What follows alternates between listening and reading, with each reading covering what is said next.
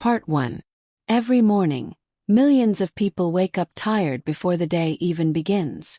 Phones buzz, thoughts race, and dreams quietly shrink. This is not a story about talent or luck. This is a story about how distraction destroys lives, and how focus can rebuild them from nothing. Ethan Miller was an ordinary man living an ordinary life in a crowded American city. He wasn't poor, but he wasn't successful either. He wasn't unhappy, yet he wasn't fulfilled. His days blurred together, waking up late, scrolling endlessly on his phone, rushing to work, and coming home exhausted with nothing meaningful accomplished. He always felt busy, but deep down he knew he was going nowhere. At work, Ethan had potential. His manager once told him, "You're smart but scattered." Those words stayed with him. Projects were half finished. Deadlines barely met. He watched promotions pass him by while others moved ahead. Each time he told himself he'd try harder tomorrow. Tomorrow never came. Inside his mind was constant noise. Social media, news alerts, messages, random worries. Everything fought for his attention. He tried to learn new skills but gave up after a few days. He set goals but forgot them just as quickly. At night, guilt followed him to bed. He knew he was wasting time but didn't know how to stop. One evening, after another unproductive day, Ethan sat alone in his small apartment. The city lights outside his window looked bright, yet he felt empty. He whispered to himself, "Why can't I stay focused like other people?" That question hurt more than any failure. He remembered the dreams he once had. Writing a book, starting a business, becoming someone his younger self would be proud of. Now those dreams felt distant, almost childish. Self-doubt crept in, telling him maybe he just wasn't meant for more. That night, as he lay awake staring at the ceiling, something inside him broke, not loudly but quietly. The realization was painful. Nothing was changing because he wasn't changing. His life wasn't falling apart because of bad luck. It was falling apart because his mind was everywhere except where it needed to be. And without knowing it yet, that realization was the first step toward discovering the hidden power that would change everything. Part 2. The next few weeks were no different, at least on the surface. Ethan still went to work, still felt distracted, still struggled. But something had shifted inside him. That uncomfortable awareness stayed with him, like a stone in his shoe he couldn't ignore. One afternoon during lunch, Ethan wandered into a small bookstore near his office. He didn't know why he went in. Maybe he was just trying to escape the noise. As he browsed, an older man sitting near the window looked up and said, "You look lost." The comment caught Ethan off guard. They started talking. The man's name was Robert, a retired teacher with calm eyes and a steady voice. Ethan didn't plan to open up, but somehow he did. He spoke about feeling stuck, distracted, and behind in life. Robert listened without interrupting. After a moment, Robert said something simple yet powerful. "Your problem isn't lack of ability. It's lack of focus. A scattered mind creates a scattered life." Ethan laughed softly. "I try to focus. It never lasts." Robert smiled. "Focus isn't something you find. It's something you train, like a muscle." Before leaving, Robert wrote a quote on a piece of paper and handed it to him. "Where your attention goes, your life grows." That night, Ethan read the quote again and again. It felt uncomfortably true. He realized how much of his life he had given away. To distractions, to noise, to things that didn't matter. He decided to try something small. Just one thing. The next morning, instead of checking his phone, he sat quietly for 5 minutes. No music, no scrolling, just breathing. Felt strange, almost difficult. His mind resisted, but he stayed.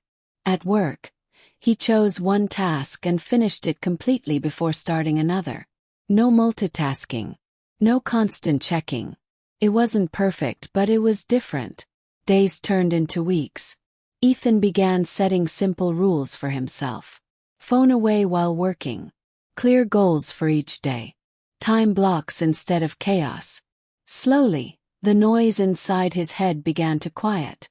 For the first time in years, he felt in control, not of the world but of his attention. And that control felt powerful. Part 3. Progress didn't come without resistance. Some days, Ethan slipped back into old habits. He wasted hours, felt frustrated, and questioned whether focus really mattered. But now, instead of quitting, he noticed. And noticing changed everything. He started waking up earlier, using the quiet mornings to plan his day. He wrote down 3 priorities. Only 3. If he completed them, the day was a win. This simple habit brought clarity he'd never experienced before. At work, people noticed the change. His manager stopped by his desk one afternoon and said, "You're sharper lately. Whatever you're doing, keep doing it." Those words fueled him more than any motivational video ever had. Ethan also began working on his old dream, writing. Just 30 minutes a day. No pressure. No perfection. Some days the words flowed, other days they didn't. But he showed up anyway. The biggest change, however, was internal. The constant self-doubt began to fade. He trusted himself more. Focus gave him confidence. Not loud confidence, but quiet certainty. One evening, Ethan ran into Robert again at the bookstore. He thanked him. Robert simply nodded and said, "I didn't change your life. You did. You chose where to place your attention." Ethan realized something profound. Focus wasn't about doing more. It was about doing what mattered. Each focused moment was a vote for the person he wanted to become. The more he focused, the more opportunities appeared. Or maybe they were always there. He just hadn't been paying attention. Part 4. Months passed. Ethan's life no longer felt chaotic. His writing turned into a completed manuscript. At work, he earned a promotion, not because he worked longer hours but because he worked with intention. He wasn't immune to distractions, but he no longer lived inside them. He had learned to pause, choose, and commit. Focus had become his anchor. One night, while revisiting his old journal, Ethan read entries filled with frustration and confusion. He barely recognized the person who wrote them. The pain was real, but so was the growth. He understood now that success wasn't a sudden breakthrough. It was the quiet result of daily focus. Small choices, repeated consistently, had reshaped his entire life. Part 5. Ethan stood by the same window where he once felt empty. The city lights hadn't changed, but he had. His life wasn't perfect, but it was purposeful. He realized something worth sharing. The world doesn't need more talent. It needs more focus. Dreams don't die from failure. They die from distraction. Focus is not loud. It doesn't announce itself. But it builds empires, heals minds, and transforms ordinary people into extraordinary ones. If you feel lost, unfocused, or behind, this is your reminder. Your power isn't missing, it's just scattered. Bring it back, one moment at a time, and watch your life change. If this story spoke to you, remember this. Your life will always move in the direction of your strongest focus. You don't need more time, more luck, or more talent. You need clarity. You need discipline. You need the courage to choose what truly matters and give it your full attention. Start small. One focused hour. One intentional choice. One day at a time. That's how ordinary lives become extraordinary.